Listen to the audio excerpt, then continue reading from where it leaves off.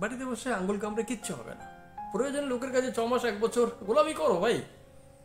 রাজা হতে গেলে গোলামি করতে হবে, রাজা হতে গেলে গোলামি করতে হবে। আপনি কিছুই করতে পারতেন না, ওইসব গল্প কথা যে আমাকে সব সুযোগ সুবিধা দিয়ে দিলে আমি অনেক কিছু করতাম, এসব গল্প কথা, এসব মানুষকে মন বোঝানো কথা, আর কিছু না। আজকের ভিডিওটা একটু কড়া ভাষায় হবে, তবে আপনি যদি আপনার জীবনটাকে চেঞ্জ করতে চান তাহলে ভিডিওটাকে দেখুন, আর না হলে ফালতু ভিডিও দেখে আপনার লাভ হবে না।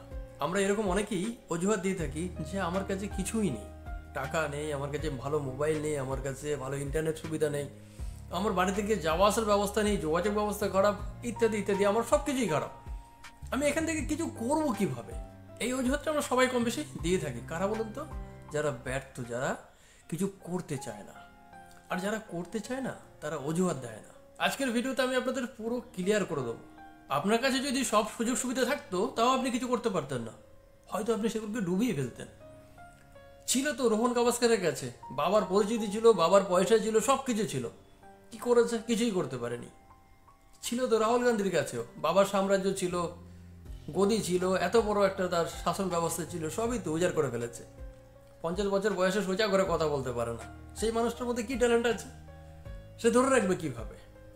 ভাই, পেলেও ধরে রাখা যায় না। আর যার মধ্যে কিছু নেই, যে কিছু পায়নি, তার মধ্যে ট্যালেন্ট থাকলে সে সেই জায়গায় পৌঁছাবে। কালাম স্যার কোথা থেকে উঠে এসেছিল ভাই? কালাম স্যার তো সেই জায়গা থেকে উঠে এসছে না যেখানে তিনি কিছুই পায়নি, একদম গরিব ফ্যামিলি থেকে, যেখানে ওনার পড়াশোনার জন্য ওনার মা বাবা 2 ঘন্টা অন্ধকারে থাকতো, যেখানে উনি পড়াশোনা করার জন্য ভোর 4টার সময় গিয়ে পেপার বিক্রি করতো, সেখান থেকে উঠে এসছে না? কোথায় পৌঁছেছিল? দেশের সর্বোচ্চ পদে পর্যন্ত পৌঁছেছিল। একটি অন্য ছেলের কথা বলি, রিঙ্কু সিং, বর্তমানে ক্রিকেটে একটা পরিচিতি করেছে ছেলেটি। গ্যাস গোডাউনে কাজ করতো ভাই। ওর বাবা কিন্তু সুনীল গাভাস্কার ছিল না ভাই, ওর মধ্যে ট্যালেন্ট ছিল, চেষ্টা ছিল, সে সেখানে পৌঁছেছে। ট্যালেন্ট তো কেউ জন্মাবার সাথে সাথে নিয়ে জন্মায় না, সে সেটাকে অর্জন করেছে, গভীর চেষ্টা, গভীর সাধনা ফলে সেটা হয়েছে। কনফিউশন থাকবে তোমার মধ্যে বহুত কিছু, ক্লিয়ার করে দিচ্ছি আজকে আমি, সব কনফিউশন ক্লিয়ার করে দিচ্ছি। যত বিজনেস আজকে এই পৃথিবীতে চলছে না বড় বড়, তারা সবাই কিন্তু ছোট থেকে স্টার্ট হয়েছে। তুমি এটা কখনোই করবে না যে তোমার বাবার কাছে 1 কোটি টাকা আছে, 1 কোটি টাকা নিয়ে একবারে বিজনেসে নামবে, এটা তুমি কখনোই করবে না। আর যদি করে থাকো তাহলে তোমার মতন বোকা এই দুনিয়াতে কেউ নেই।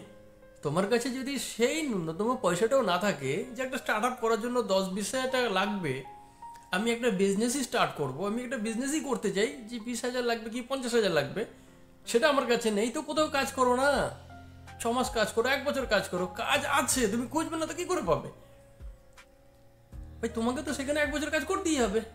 50,000 লাগবে, তোমাকে 1 লাখ টাকা ওখান থেকে জোগাড় করে আসতে হবে, কেননা তোমার বিজনেসে যদি পরে কোনো সমস্যা হয় সেখানে মেকআপ দেওয়ার জন্য। মাইরাসে তুমি তো বিজনেস ছেড়ে আবার কাজে ঢুকতে পারবে না, তো করো 1 বছর কাজ, কি সমস্যা আছে? বাড়িতে বসে আঙুল গুনে হাত কামড়ে তো কিছু হবে না। আর ওইসব গল্প লোককে দিয়ে কোনো লাভ হবে না যে আমি এসব পাইনি বলে করতে পারিনি, কেউ শুনবে না তোমার কথা। ওই ব্যর্থতার গল্প 10 জন মানুষ শুনবে, তারপরে কেউ শুনবে না।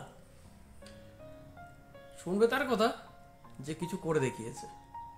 তুমি যদি একটা সাকসেস পেয়ে যাও না, সবাই তোমার জন্য দাঁড়িয়ে হাততালি দেবে, তখন তোমার ব্যর্থতার গল্প সব ভুলে যাবে, কেউ আলোচনা করবে না। মানুষকে বোঝাবার জন্য আমরা সবাই একটা করে অজুহাত তৈরি করেই রাখি, কি লাভ হবে? সে শুনবে, চলে যাবে, তার লাইফে কিছু যায় আসে না, তোমার অজুহাত শুনে তার লাইফে কিছু যায় আসে না। সামনে হয়তো কেউ সিম্পেথি দেখাবে, পেছনে গিয়ে সে তোমার সিম্পেথি আর দেখাবে না, উল্টো পাল্টাই ভাষায় কথা বলবে।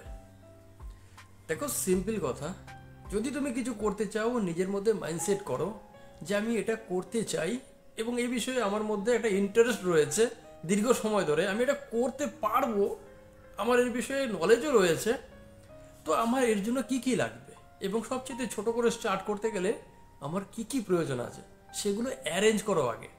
বাড়িতে বসে আঙ্গুল কামড়ে কিচ্ছু হবে না। প্রয়োজন লোকের কাছে 6 মাস 1 বছর গোলামি করো ভাই। রাজা হতে গেলে গোলামি করতে হবে, রাজা হতে গেলে গোলামি করতে হবে। তুমি গোলামি না করলে রাজা কখনো হতে পারবে না। একবার সাকসেস পেয়ে গেলে না, তোমার ফেলিওর সব ওই নোংরা ডাস্টবিনে চলে যাবে।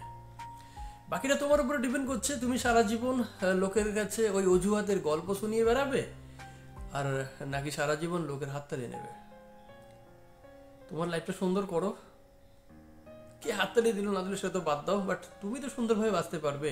একটা সময় আমি নিজে এসব অজুহাত দিয়েছি, আজকে যখন আমি অ্যানালাইজ করছি না, তো তখন বুঝতে পারছি যে আমার সেই সময় এই জিনিসগুলো করার মতন ছিল, আমি সেগুলো করিনি।